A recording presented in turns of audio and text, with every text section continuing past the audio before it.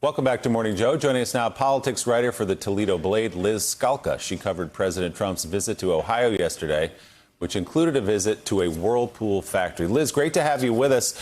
You obviously cover politics on the ground very closely in the state of Ohio. One the president won relatively comfortably in 2016, but now is fighting for in 2020. What did you see on the visit yesterday, and what's the state of play in Ohio as we head in less than 3 months away from the vote? So we saw a huge response yesterday ahead of this visit, and I think it's important to remember just how small the town is that the president visited.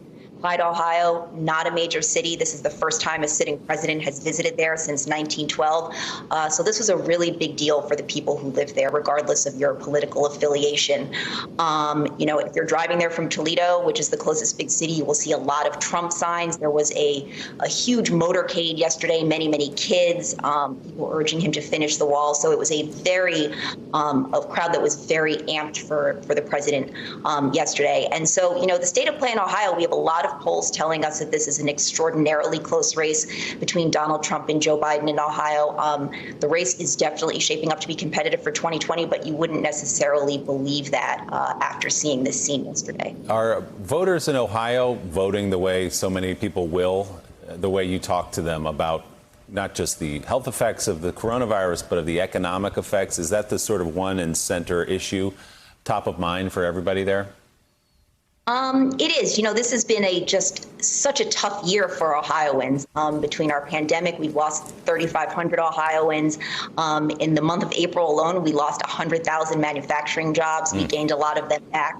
But this has been an extraordinarily tough time. But, I've spoken to some independent swing voters, and so many people report just having this absolutely tortured decision in 2016 between Hillary Clinton and Donald Trump. And, I'm not sure that those people are feeling any differently about Joe Biden. A lot of people are still undecided. They want to see who his running mate is going to be. They want to see more civility in politics. So it's really tough to say. Liz, Mike Barnicle has a question for you. Mike? Sure. So, Liz, on the ground in your daily reporting, 3 issues: the virus, schools, and jobs. Are they all equal, or how would you rank them from talking to people? Oh, gosh. So the virus is tough because if you are in a major city in Ohio, the virus is huge. But once you leave those major cities and go into a place like what we saw yesterday, Sandusky County, it's a much different vibe. The virus has not been as significant there. It was one of these rural counties where there was a backlash against the statewide mask mandate that we now have. So it really depends in the state where you are. And in terms of the economy, it also depends what part of the state you're in, right? So we were in Whirlpool in Clyde. That is one of Ohio's success stories. But if you go someplace else, like the Lordstown plant in northeastern Ohio, where General Motors closed down that factory, it's a much different story. So it really depends where you go in the state. So interesting. I suspect we'll be talking to a bunch more of the next several weeks and months. Politics writer for the Toledo Blade, Liz Skalka. Liz, thanks so much. Good to see you.